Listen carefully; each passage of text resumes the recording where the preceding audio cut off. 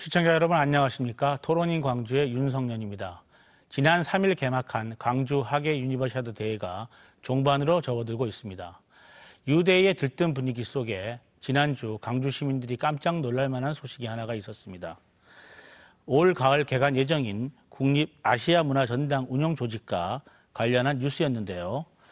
운영 인력이 당초 구상보다 축소되어 전당의 위상은 물론 제대로 기능을 발휘할 수 있을지 걱정이 커지고 있습니다.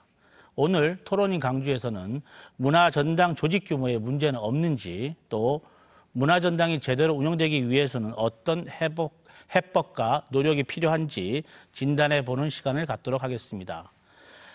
오늘 토론을 함께해 주실 분들을 소개해 올리겠습니다. 제 오른쪽에 국제교육문화체육관광위원이시며 새정치민주연합의 박혜자 의원님 나오셨습니다. 네, 안녕하세요. 네. 문화부 차관과 아시아문화중심도시 조성위원을 지내신 박양호 광주 비엔날레 대표이사님 나오셨습니다. 네, 안녕하세요. 네.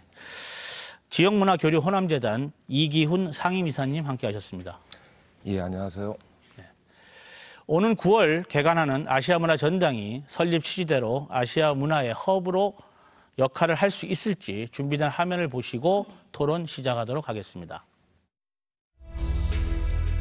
참여정부 이후 국책사업으로 추진돼 온 아시아 문화중심도시 조성사업이 위기를 맞고 있습니다.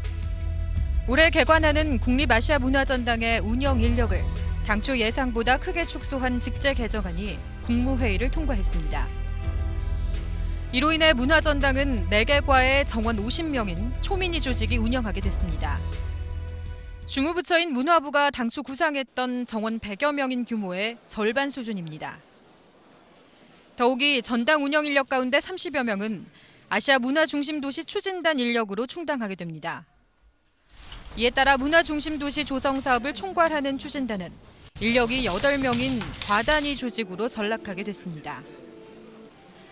지역 문화계와 정치권은 박근혜 대통령이 광주를 아시아의 문화중심도시로 조성하겠다는 대선 공약을 스스로 파기했다고 비판하고 있습니다. 운영 조직 구성이 늦어지는 바람에 문화전당을 채울 콘텐츠와 프로그램 준비도 순조롭지 못해 오는 9월로 예정된 개관이 정상적으로 이루어질지 불투명한 상태입니다. 아시아의 문화허브가 될 거라던 문화전당은 과연 설립 취지에 맞는 기능과 위상을 발휘할 수 있을지, 아시아 문화중심도시 조성 사업은 목표했던 대로 추진될 수 있을지 오늘 토론인 광주에서 진단해봅니다. 네, 박혜자 의원님, 지난주 국무회의에서 문화전당 관련된 운영 조직 규정 시행령과 규칙이 통과됐죠? 어떤 네, 내용을 통과됐습니다. 전체적인 내용은 아시아 문화의 전당과 관련해서는 4개 과에 50명의 인력을 두는 것으로 되어 있고요. 이제 전당장의 직위가 문제였는데 전당장의 직위는 애초에 이제 낙급으로 했다가 조금 상향을 해서 네. 각급으로 그렇게 규정이 된 것으로 각급은 알고 1급 있습니다. 그렇습니다. 네.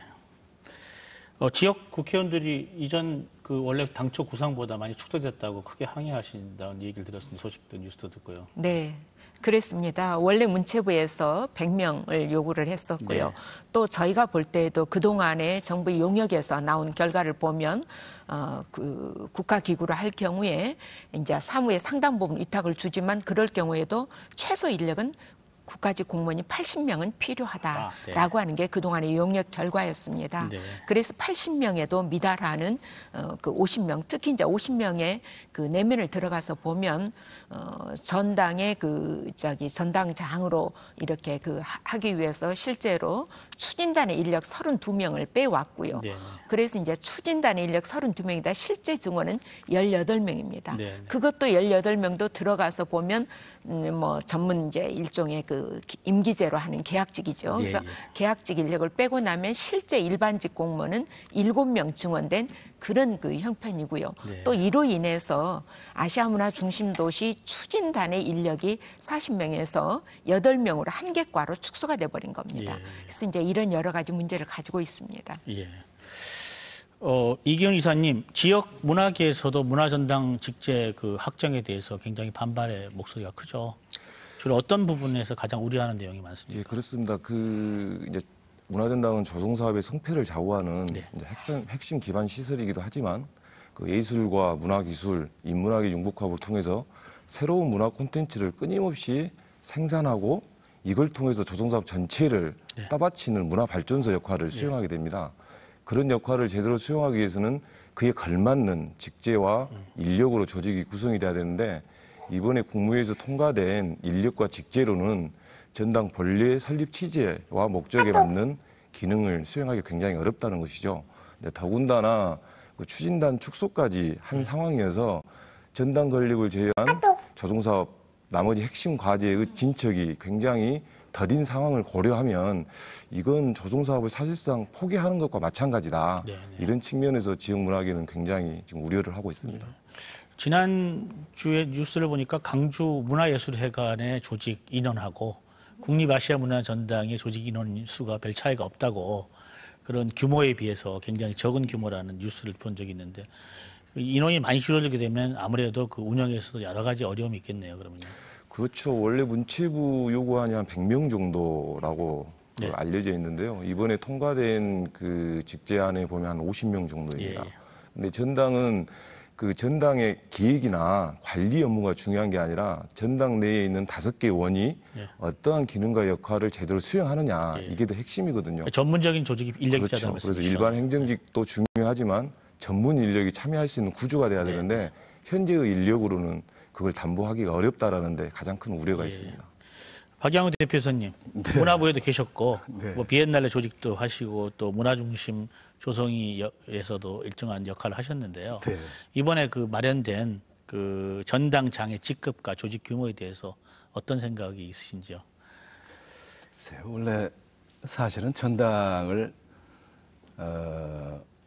그러니까 정부 조직으로 만드느냐, 공무원 조직으로 만드느냐, 아니면 법인하냐, 그것을 특수 법인으로 만드느냐. 그 문제가 제가 조성위원회 부위원장으로 있었던 바로 이 전 조성위원회 굉장히 중요한 이슈였습니다.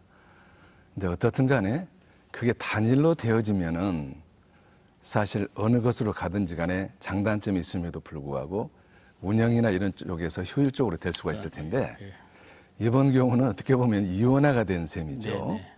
그러다 보니까 전당 공무원 조직도 많이 둘 수가 없는 상황이고 그다음에 또 아시아 문화원도 또 참 어정쩡한 입장이 돼버려요. 아시아 문화원이 위탁기관이 됐습니다. 그렇죠. 위탁기관이죠. 이제 그렇게 됐는데 어떻든 당초에 전당 경우는 최소한 그러니까 장관급 또는 최소한 차관급 정도는 이렇게 예상을 했었는데 이번에 그 전문 임기제죠. 가급. 사실 이거는 1급까지 할 수 있지만 어떻게 보면 서기관급부터 1급까지입니다. 이것은. 그런 그러니까 4급 공무원부터 1급 그렇습니다. 사이에. 그런 측면에서 물론 1급을 상정을 했겠지만 그 굉장히 실망스러운 얘기죠. 일단은 직급 자체가 낮아진 건.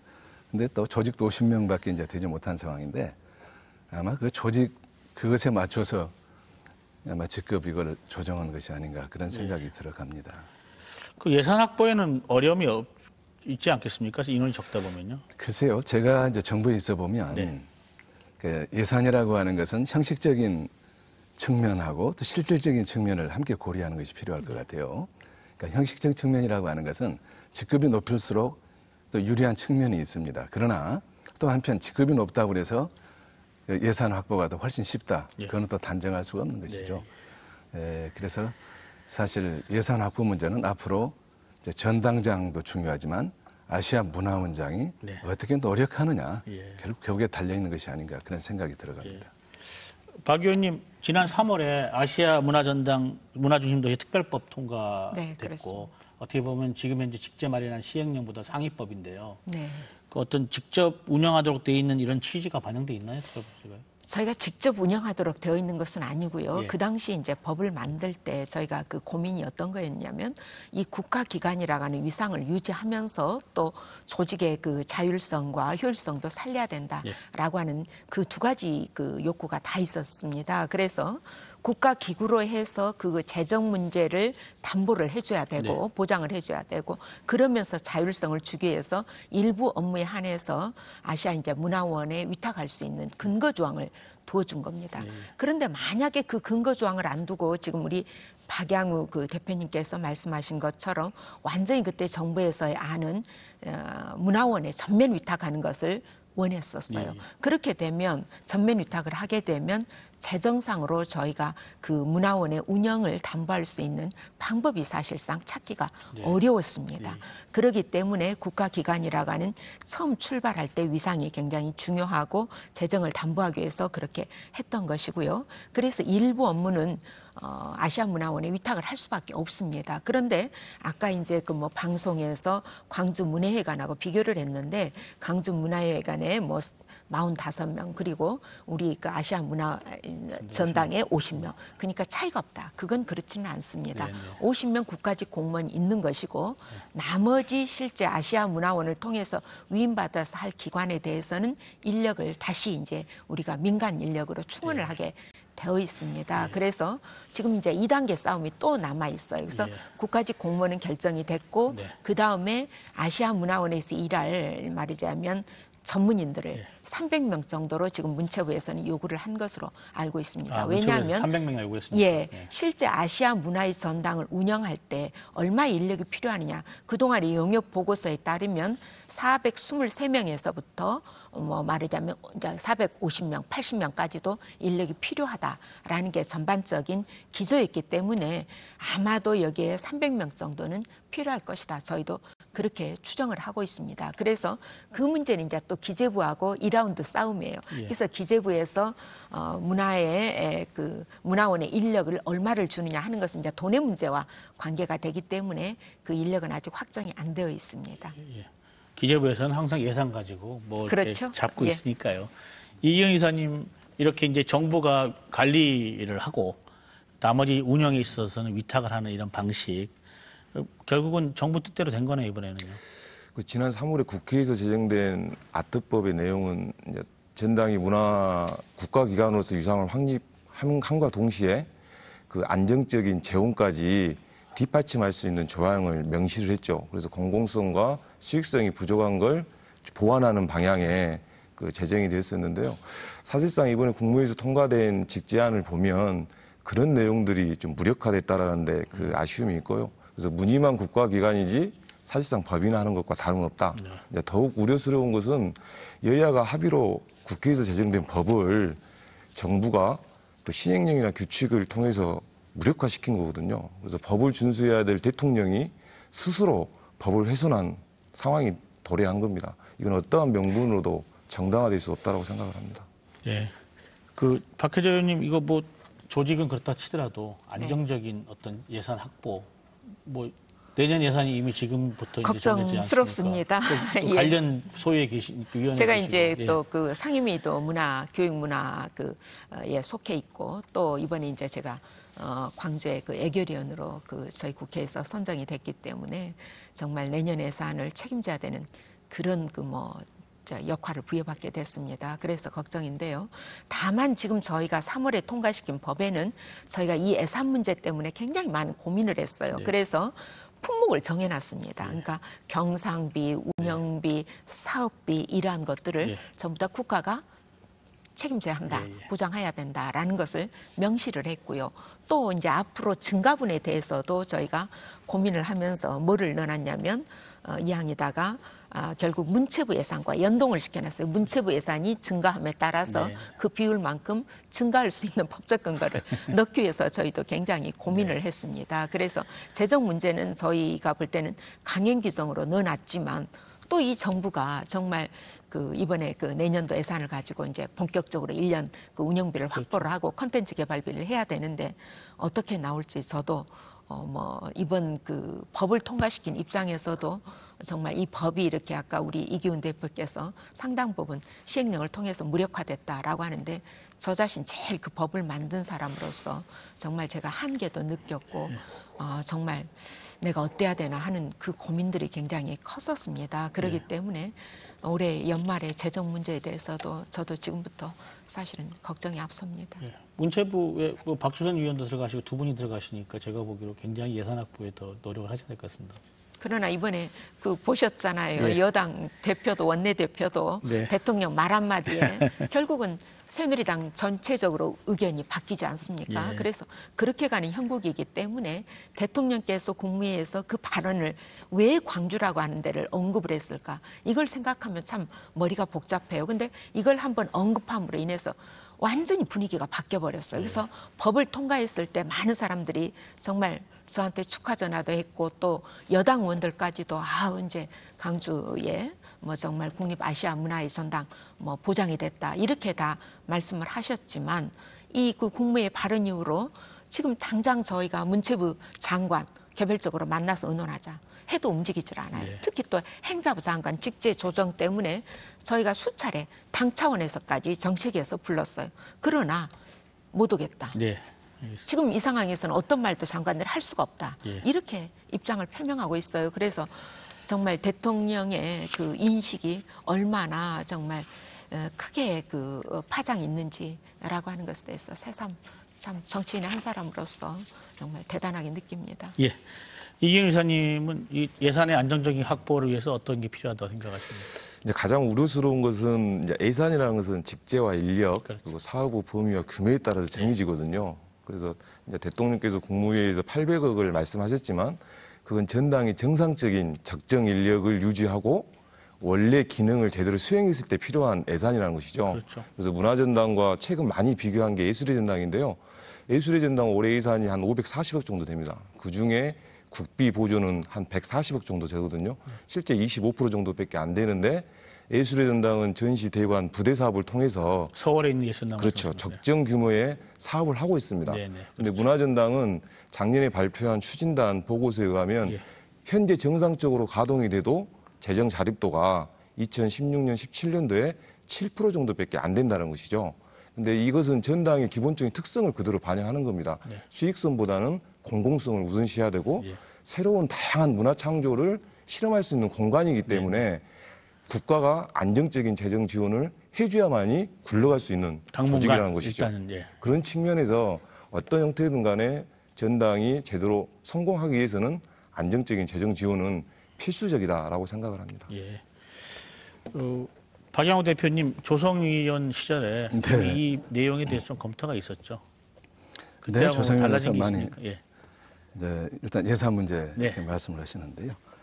사실 우리 국립아시아문화의 전당은 이제 서울에 있는 예술의 전당과도 다르고 또 국립극장과도 사실 성격이 다르지요. 그래서 예산을 단순히 서울의 예술의 전당이다. 예술의 전당은 이제 국고가 한 20% 정도 지원하고 80%는 자체에서 뭐 임대나 다른 사업들 하는 것이고요.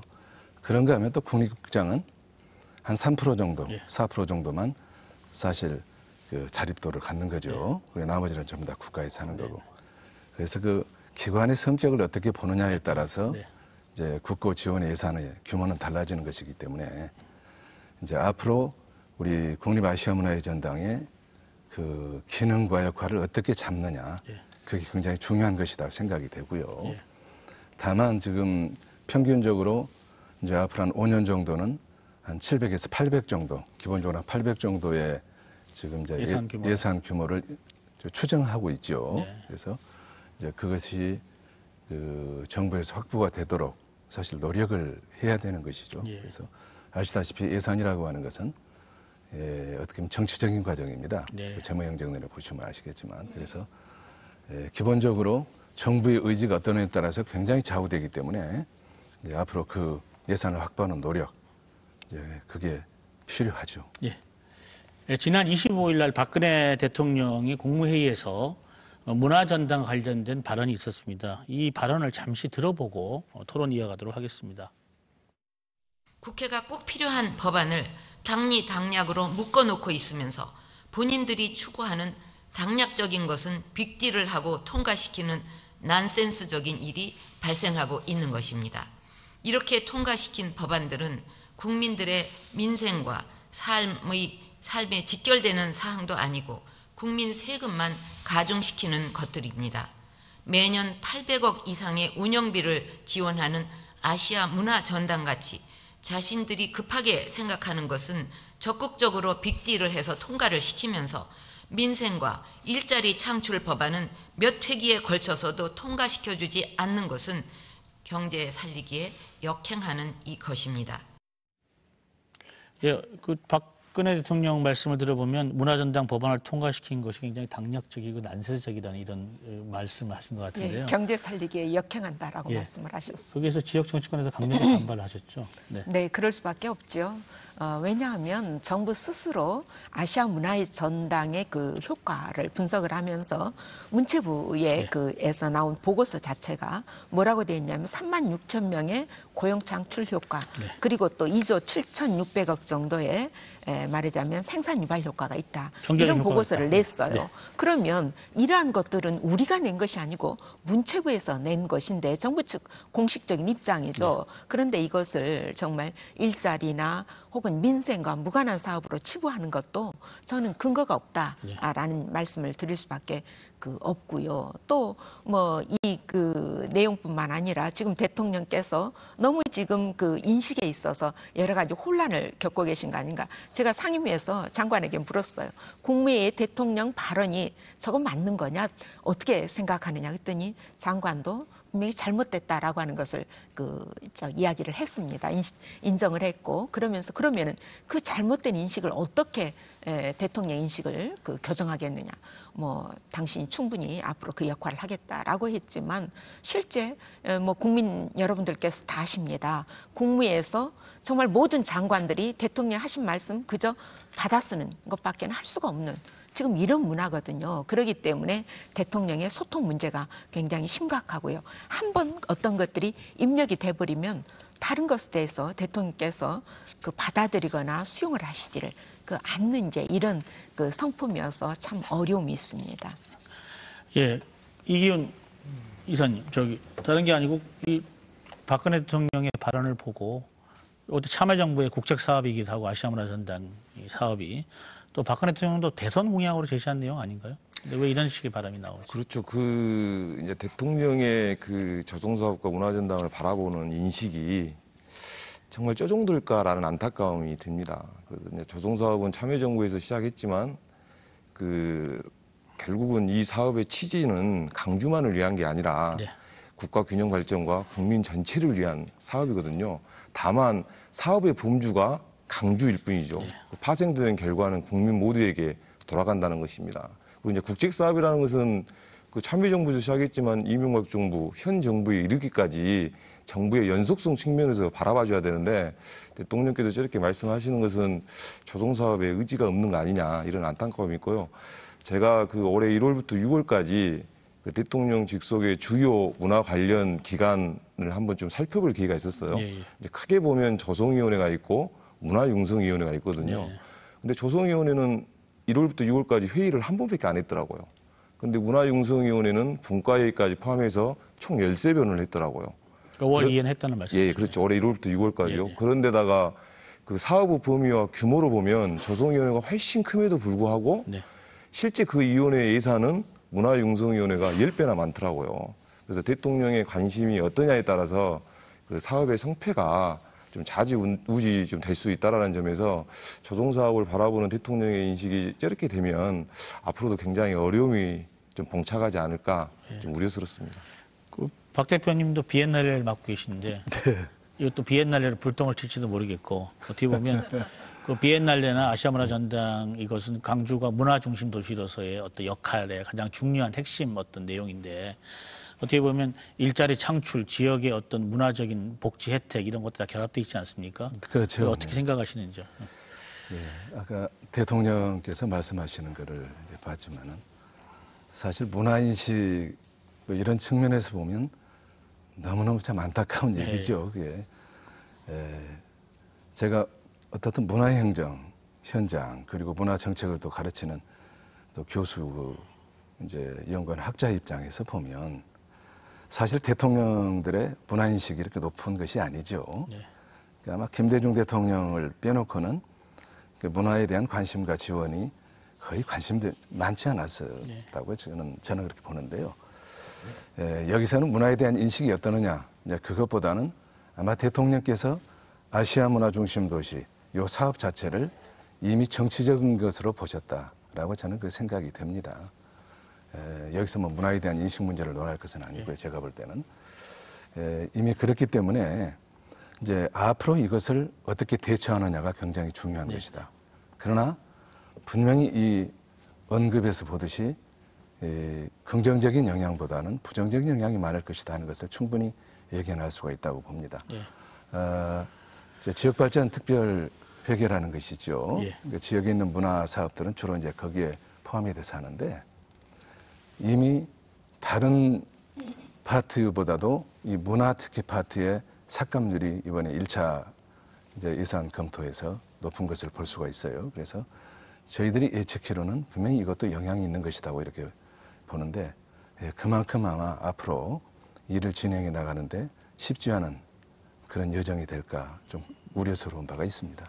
예, 이기훈 이사님. 보시다시피 국무회의 그 발언의 그 주제가 그날이 이제 국회법 관련해서 그렇죠. 사실상은 거부권 행사와 관련해서 그 나온 건데 정말 어떤 광주 아시아 그 아문법이 소위 나올 수 있는 그런 그 분위기가 아니었어요. 그랬는데 아문법을 갑자기 그냥 사례로 그렇죠.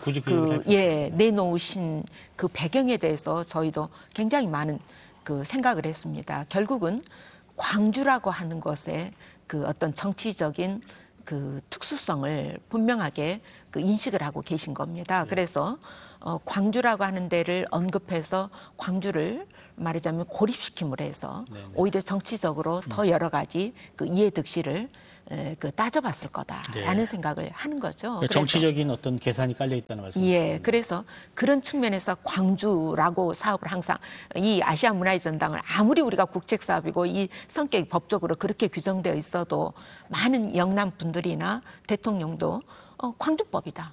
광주 거다. 이렇게 보는 거거든요. 그래서 항상 발목을 잡는 거고 지난번에 법 통과 과정도 저는 이번에 확실하게 한 게 있어요.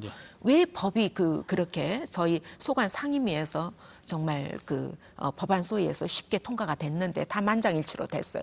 근데 그 다음날 이게 광주법이다라고 해서 법안이 잡혀지고 그러면서 정말 저희한테 정말 그 힘든 시간들을 많이 보냈습니다. 그래서 한 몇 달 동안 힘든 시간을 보내면서 왜 이게 이렇게 안 될까라는 것을 고민했는데 이번에 대통령의 인식을 보면 대통령의 그 인식이 결국은 여러 가지로 작용을 하지 않았겠느냐라는 생각을 확실하게 이번에 하게 됐습니다. 문체부에서 조금 움찔하겠네요. 네. 앞으로 그 정치권과 지역사회는 그럼 어떤 대응이 필요한지 우리 이기훈 이사님은. 굉장히 이제 어려운 상황인 것만큼은 사실인 것 같아요. 우선 그 전당 개관을 차질 없이 준비하려고 하면 현재 직제와 인력으로 어떻게 좀 제대로 준비할 것인지 좀 지혜를 모아야 될 것 같고요. 그리고 향후 그 전당의 업무를 위탁하게 될 아시아문화원의 적정 인력과 그 전문가 영입은 어떻게 할 것인지 이런 것들을 좀 종합적으로 좀 바라봐야 될 것 같은데요. 우선은 현실적인 측면에서 전당의 개관 준비와 아시아문화원 설립과 관련된 준비를 하는가 동시에 또 하나는 그 대통령의 이러한 잘못된 인식 그리고 조성사업을 바라보는 편협된 사고를 바꿔낼 수 있는 지역 정치권과 그리고 지역사회 그리고 강주시가 좀 긴밀한 협력을 통한 그 모색이 좀 필요하지 않느냐 이렇게 생각이 들고요. 단기적으로는 지금 최소 인력으로 그 문화전당 조직이 되고 아시아문화원이 전당의 기능과 임무를 상당 부분 수행하기 때문에 그 전당장과 아시아문화원장을 어떻게 제대로 된 분으로 선임하느냐가 굉장히 중요할 것 같습니다. 그러니까 정치적인 역량도 있고 전문적인 지식을 가진 분이 필요하다는 말씀이시죠. 정치적인 역량과 함께 그 전문성을 겸비한 분으로 그 문화전당장과 아시아문화원장을 선임되어야만이 그나마 현재의 어려움을 극복할 수 있는 리더십과 비전을 가질 수가 있다. 박혜자 의원님 혹시 특별법 재개정 아니면 뭐 조직 정부의 그 운영 조직 직제에 관련돼서 수정을 준비하고 있죠. 이미 저는 그 수정안을 다 준비를 했습니다. 그래서 저희 당에서는 이제 국회법 개정에 왜 필요한가라는 것을 시행령과 이제 법이 다른 경우를 찾아냈습니다. 그래서 총 제가 알기로는 한 22건 되는데요. 저희 그 아시아 문화의 전당에 관련된 이 법도 들어 있습니다. 그래서 이 경우에도 저희가 원래는 시행령에 담아야 될 직제 내용을 이제 법안으로 격상시킬 수밖에 없어요. 그래서 법안에 담아서 이미 어제부로 저희가 그 다른 의원들 동의서를 지금 받고 있습니다. 예. 다음 주 중이면 저희는 이 법안을 제출할 수 있을 것이라고 생각이 되고요. 또 한 가지는 저희가 지금으로서는 정치적으로 할 수 있는 모든 수단을 다 해야 된다 생각을 합니다. 그래서 저희가 서면 그 질문제도라고 하는 것이 있습니다. 그래서 제가 질문을 국회의장을 통해서 정부에게 질문을 던질 수가 있습니다. 그러면 정부에서는 관계부처 의견을 들어서 대통령 이름으로 그 답안이 오게 되어 있습니다. 그래서 그런 서면 질의도 실제 저희가 그 준비를 했고요. 네. 그리고 이제 서면지는 어제 저희가 냈어요. 이미 그 국회 그 과정을 밟고 있고요. 그리고 또 한 가지는 저희가 이번에 국회법에서 이제 그 논란이 됐던 것처럼 그 시행령과 법이 다를 경우에 상임위에서 이름으로 상임위 전체 이름으로 장관에게 그걸 그 문의하는 제도가 있습니다. 그래서 장관이 그에 대해서 보고하도록 하는 제도도 있기 때문에 그 제도도 저희가 지금 그 준비를 하고 있습니다. 그래서 이런 모든 저희가 조치를 다 하면서 결국 중요한 것은 이제는 뭐 그 국가기관이냐 아니면 법이냐라고 하는 문제를 넘어서야 됩니다. 그래서 지역사회가 일치 단결해서 하나의 그 입장으로 일관되게 밀고 나가는 것이 필요하다. 대단히 중요하고요. 네.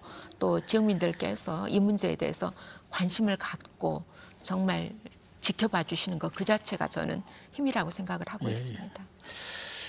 또 하나 점검할 사항이 있습니다. 운영 위탁 문제인데요. 오늘 전화로 연결돼 있습니다. 그 위탁 운영의 주체가 될 가능성이 높은 아시아문화원의 이경윤 사무국장을 전화로 연결해서 말씀 나눠보도록 하겠습니다.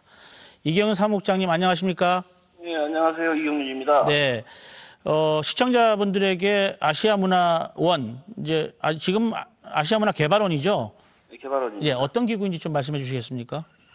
저희 아시아문화개발원은 아시아문화 중심도시 조성인문화특별법 의거해서 2011년도 12월에 설립된 문화체육관광부의 산하특별법인입니다. 네네.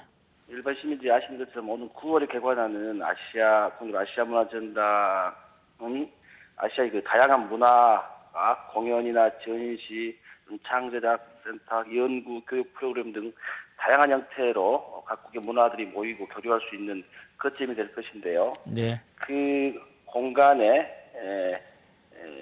이 전당의 그 성공적인 개관을 위해서 저희 여러 가지 5개 원별로 다양한 컨텐츠들을 지금 기획하고 제작, 운영하는 업무들을 지금 수행하는 기관이라고 생각합니다. 네.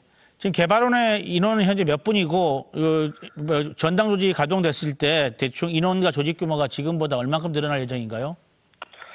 지금 저희 개발원은 지금 정규직 35명과 계약직 한 220명 정도로 구성이 되어 있지요. 예.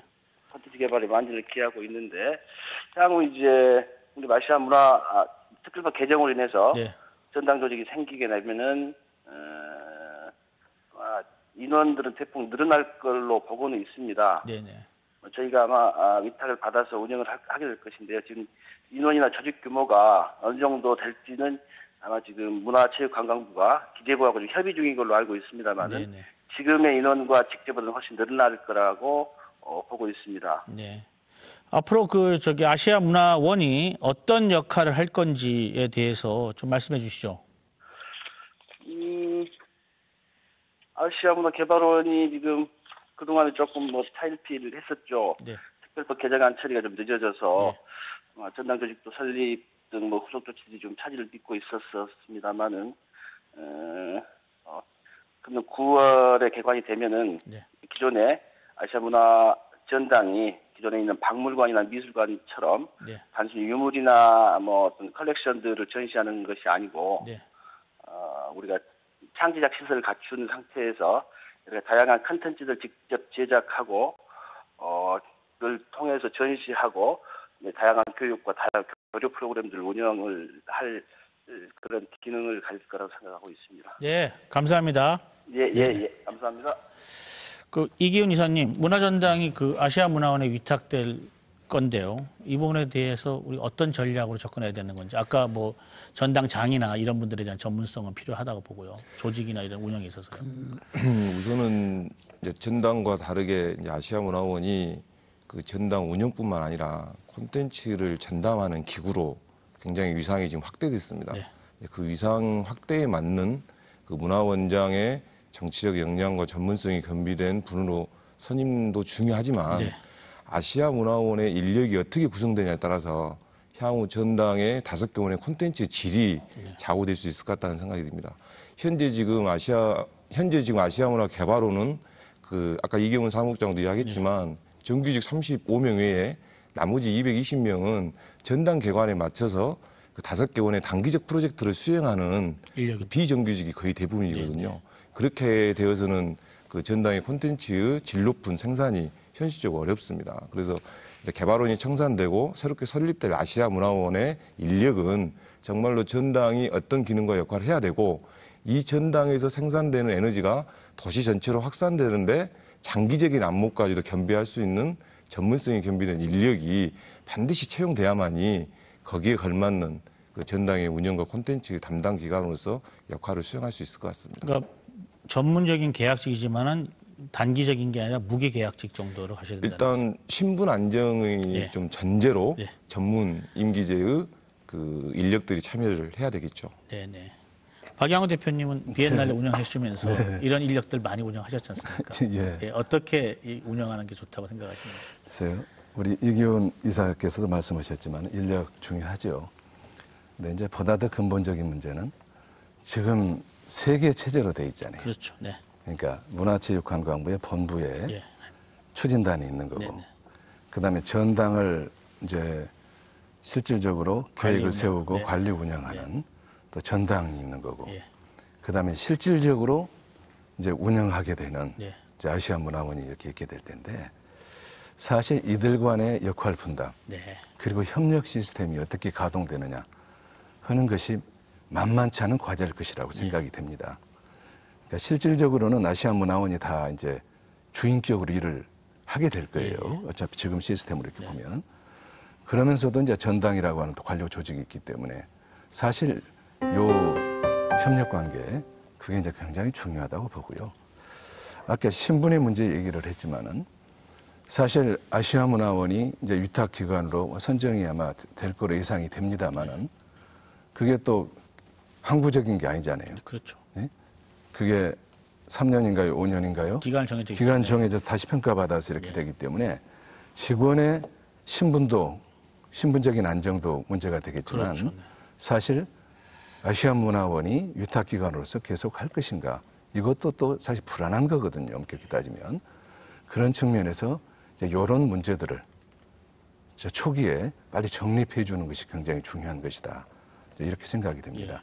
보다 더 근본적인 문제는 지금도 이제 논의가 되고 있지만 전당이 되든 아시아문화원이 되든 정말 아시아문화의 전당에 앞으로 비전과 그 할 일, 그것의 방향을 어떻게 잡느냐. 이제 아직까지도 사실 의견들이 있죠. 물론 정부에서는 이제 발표가 됐지만 그러나 그것이 정말로 아시아문화의 전당이 우리 광주 지역뿐만 아니고 대한민국 그것의 문화를 살리는 길이기도 하지만 또 경제적인 측면에서 정말 도움이 되는 것인가 하는 것에 대한 논의들 이것들이 앞으로 또 2, 3년 동안 계속 지속이 돼야 될 거라고 봅니다. 박혜자 의원님은 아시아문화원에 위탁될 경우 정치권에서는 어떤 전략으로 접근하실 건지요? 아니 그 위탁이라고 하는 것은 이제 정부에서 애초에 정부안이 전면 위탁을 생각을 했기 때문에 전면 위탁은 안 된다라는 측면에서 일부 위탁을 가능케 한 겁니다. 그렇죠. 그러나 이것이 이제 그 안정적인 어떤 위상이 확보가 되고 이게 자연스럽게 굴러갈 수 있는 시스템이 마련되기까지는 시간이 좀 필요한 거고요. 그래서 지역민들께서도 조금 이거를 그 여유를 갖고 좀 봐주셨으면 해요. 너무 우리가 급하게 가도 이게 성공할 수는 저는 없다라고 생각을 합니다. 그래서 이 그 운영을 아시아문화원에 위탁을 하는데 그러나 이 아시아문화원이 지금 기존의 그 고용 인력들 물론 이것이 그 5년 동안 한시적으로 그 위탁을 해보는 것으로 되어 있지만 그러나 그것이 전면 위탁으로 그 정부에서 주장을 했기 때문에 일단 5년이라고 하는 기간을 우리가 할 수 없이 놓을 수밖에 없었던 것이기 때문에 그거에 대해서는 저는 큰 그 걱정은 하지는 않습니다. 네. 그렇기 때문에 그 아시아 문화원은 안정적으로 저는 그 운영되는 것이 중요하다고 보고요. 현재 지금 200명 그 이상의 고용 인력에 대해서도 저는 그 문체부의 가급적 그 고용 승계 문제는 원만하게 이루어지기를 그 주장을 하고 있습니다. 예. 그래서 다만 우리가 전문 인력을 최대한 보강해서 꼭 이것이 정말 우리가 말한 그대로 아시아 문화의 전당이 광주 것이 아니라 대한민국 것이 되어야 된다라고 한다면 그에 걸맞게 인력도 그러한 그 대한민국 전체의 차원에서 우수 인력들이 들어와서 결국 그 운영해주는 이러한 그 노력들을 우리가 좀 마음을 그 개방적으로 볼 필요가 있지 않겠느냐 그렇게 생각을 하고 있습니다. 예. 박양우 이사님, 네. 어떻게 보면 그 세 가지 조직, 그러니까 문체부하고 네. 저기 담당 관리부서하고 또 운영 위탁기관하고 이런 것들에 어떤 불협화음이 생기거나 아니면 역할에 대해서 불분명한다는 것들에 대해서 좀 이렇게 잘 안 굴러갈 수도 있지 않습니까? 이걸 잘 굴러가게 할 수 있는 뭐 노하우 같은 거 있으시면? 결국은 제가 볼 때는 문화부의 이제 리더십이라고 저는 보거든요. 그러니까 실질적으로 리더십에는 가장 얼마나 좋은 사람, 아까 우리 이기훈 이사님 말씀하셨지만은 정말 정치력도 겸비를 해야 될 뿐만 아니고 이제 전문성도 가져야 되겠죠. 이제 실제로 그 조직을 얼마나 잘 이끌어갈 수 있을 것인가 그분을 또 위촉하는 것이 굉장히 필요하고요. 그러면서 요 세 군데, 특히 그 중에서도 전당과 수탁기관 장간에 사실 이 협력이 굉장히 필요합니다. 저는 기본적으로는 문화부, 특히 전당장의 리더십, 그다음에 수탁장이 얼마나 그것을 잘 서로 맞춰가면서 시너지 효과를 나타내느냐. 뭐 이거는 이론의 문제가 아니고요. 실제적으로 이를 시행해가면서 아마 시행착오를 겪어가면서 자연스럽게 정립이 될 것이라고. 전당장을 비롯한 관리감독 운영기관의 장들, 또 그들 중에 팀장들 이런 사람들 역할이 중요하다는 말씀이시죠? 기본적으로 전당장이 굉장히 그렇죠. 중요합니다. 추진단의 그 추진단장의 역할은 이미 명확하게 드러났어요. 저는 무슨 얘기냐면 아시아 문화 중심 도시 추진단장의 역할은 우리가 고민하지 않아도 그건 법적으로 나와 있습니다. 그리고 이 추진단은 전당이 이미 이제 완성이 됐기 때문에 전당은 지원만 하는 것이지 간섭해서는 안 되는 거고요. 다만 추진단은 앞으로 해야 될 것이 7대 문화권 사업이라든가 광주 전체를 정말 아시아 문화 중심 도시로 만드는 일을 해야지 전당의 일에 관여해서는 저는 안 된다라고 생각을 하고 있어요. 그래서 정말 중심 도시하고 전당 사업하고는 명확하게 이 차제에 좀 구분이 되어져야 됩니다. 네. 이기훈 이사님, 그 광주 문화 중심 도시 그 조성 사업 추진단이 사실상 해체고 뭐 이들에 대한 아까 우리 박혜자 의원님 말씀하신 것처럼 뭐 있던 인력들을 승계를 해야 된다. 뭐 고용 승계 이런 말씀 나왔는데. 이 문화부 내에서 그 문화 중심 도시 조성 사업을 총괄했던 조직이 없어지게 됐을 때 어떻게 보면 그 문화부에서 이렇게 주도적으로 또는 총괄적으로 끌고 가는 것들이 어려워지지 않겠습니까? 조직은 없어질 수는 없고요. 법에 명시되었기 때문에 다만 이제 기능과 역할을 수행할 수 없을 정도로 대폭 축소됐다는데 우려스러운 거죠. 그래서 조성 사업은 크게 두 개의 조직이 이끌어왔습니다. 조성 사업 전체를 컨트롤 타워 역할을 할 수 있는 조성위원회가 있고요. 실무를 총괄하는 그 기구가 추진단인데 이번에 뭐 대폭 축소된 건 추진단이고 사실상 조성위원회도 이제 유명무실한 조직으로 전략된 거나 마찬가지죠. 근데 이제 추진단 축소가 왜 우려스럽냐면 이제 전당 건립을 제외한 그 나머지 조성 사업의 핵심 과제가 뭐 7대 문화권을 중심으로 한 문화적 도시 환경 구축 사업, 그리고 이제 예술 진흥 및 문화 관광 산업, 또 문화교류 도시 사업 등 그동안에 지역민들이 좀 관심을 갖고 있는 분야였거든요. 그러니까 문화로 밥 먹고 살 수 있는지, 그리고 문화 시민으로서 자긍심을 높일 수 있는지, 또 광주가 국제 문화 도시로서의 역할을 수행할 수 있는지 이런 사항을 담당하는 곳이 추진단이었는데, 근데 이러한 사업들이 진척률이 굉장히 지금 더딥니다. 그래서 향후 추진단은 이러한 사업들이 제대로 될 수 있게끔 역할을 해줘야 되는데 불가피하게 사실상 조성사업 자체가 차질이 불가피하게 올 수 있다라는 우려가 좀 큰 거죠. 예. 문화전당 운영 조직도 이제 조금 그 예상보다 엇나갔고, 따라서 이제 아시아 문화 중심 도시로서의 광주의 기능과 역할도 조금 위협을 받고 있는 것 같습니다. 이 제대로 추진될 가능성이 높나요, 박양호 대표님 볼 때? 네, 저는 그냥 희망적으로 보고 싶어요. 예, 예. 분명히 이번 정부에서 쉽지 않습니다. 네. 제가 볼 때. 그러나 이제 저는 희망적으로 이렇게 예. 보는데요. 사실 추진단 자체는 직제가 줄어들었죠. 예. 그러나 엄격히 따지면은 줄어든 것은 아니지요. 그렇죠. 이제 이쪽으로 이렇게 전당으로 옮겨가고 네. 실제로 앞으로 7대 조성사업, 문화권 조성사업을 해야 될 도시개발과가 이제 추진단이 됐으니까. 그러나 이제 중요한 것은 앞으로 조성사업이 굉장히 중요하잖아요. 예. 이제까지 전당 사업에 집중을 했다고 한다면 이제 조성사업이 굉장히 중요한데 그걸 기존의 것을 한 과를 그대로 가지고 간다고 하는 것은 사실 정책적인 의지 그 측면을 충분히 우려할 만하고 의심받을 만하거든요. 그러니까 아마 이거는 더 확대가 돼야 될 거예요. 굉장히 많은 과가 되지는 않더라도 최소한 지금보다는 한 2배 정도 이상은 저는 돼야 된다고 일단 보고요. 예. 그러나 이제 지금 한 개 과로 지금 돼 있는데 예. 그 과가 이제까지 이제 해왔던 것보다도 더 많은 일의 부활을 느끼겠죠. 이제 하도록 뭐 지켜보는 것뿐만 아니라 더 성원도 해야겠죠. 그러나 예. 분명한 것은 아마 조직을 앞으로 더 늘려야 될 겁니다. 네.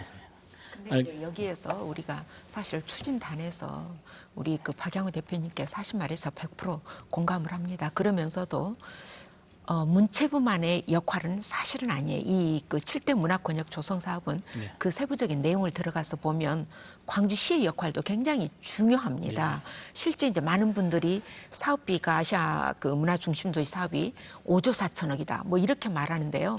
실제 이제 그 사업비 중에서 2조 8천억 정도만 국가 부담이고 네. 나머지는 시가 7천억 부담해야 되고 나머지는 민자예요. 네. 그러면 광주시가 지금까지 거의 투자나 여기에 대한 노력을 소홀해 왔어요. 그렇기 때문에 이제부터는 이 그 7대 문화권역 사업을 해나가는 것은 광주시의 어떤 리더십도 굉장히 저는 그 중요하다고 봅니다. 그래서 광주시의 역할도 해야 되고 또 민자를 끌어들여서 정말 문화예술 분야에 각종 그 관련된 기관이나 뭐 민간 기업들이 들어올 수 있는 투자할 수 있는 그 여건을 만들어줘야 되거든요. 그래서 그 부분에도 정말 저희가 관심을 갖고 노력해야 된다라는 말씀을 드리고 싶습니다. 자, 이경 이사님 짧게 마무리.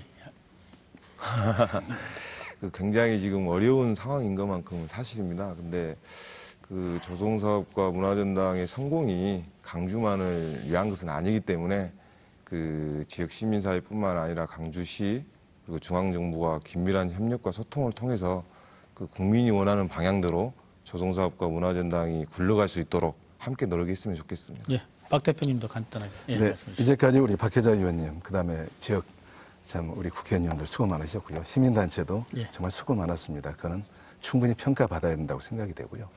다만 앞으로는 이제 좀 더 전략적인 접근이 필요하지 않겠는가. 그러니까 지금 청와대 입장이 굉장히 중요합니다, 사실. 그래서 우리 지역의 정치인들께서 이제 이 청와대와의 관계, 대통령과의 관계죠. 그리고 여당과의 관계에 있어서 좀 지혜롭게 잘해 주셨으면 좋겠다 하는 바람이 있고요. 그다음에 아까 우리 박혜자 의원님도 말씀하셨지만 이제 전당이 되든 조성사업이 되든 조금 진득하게 한번 지켜보는 것도 필요한 것이다. 네. 하루아침에 그것이 다 이루어질 수가 없는 것이지 않습니까? 그래서 약간 긴 호흡을 갈 필요가 있다. 긴 호흡을 갈 필요가 있고 특히 시의 이제 노력이 많이 필요하다. 아까 우리 박 의원님 말씀 주셨죠. 시가 사실은 중앙정부와 그다음에 이 시민들과 그다음에 나아가서는 우리 시의 정치계에 계신 분들 다 중재자 역할을 잘 해줘야 되고요. 그다음에 이제는 정말 주인의식을 가지고 이 역할을 해줘야 됩니다. 그래서 앞으로 시가 또 더욱더 적극적으로 해주면 좋겠다는 생각이고요. 그리고 지금은 잠깐 어렵지만 긍극적으로는 저는 우리 아시아문화의 전당 사업, 아시아문화 중심도시 조성 사업이 분명히 우리 지역사회에도 그래도 국가적으로도 도움이 될 뿐만 아니고 굉장히 희망적이다. 저는 그렇게 보고 싶습니다. 네, 그 아시아 문화전당 직제안이 국무회의 통과로 인해서 광주의 아시아문화중심 조성사업은 난간에 봉착했습니다. 그러나 광주가 아시아문화중심 도시로 나아가기 위해서는 정치권은 물론 지역사회와 시민들이 함께 노력해야 되겠습니다. 오늘 토론인 광주 여기에서 마치겠습니다. 감사합니다.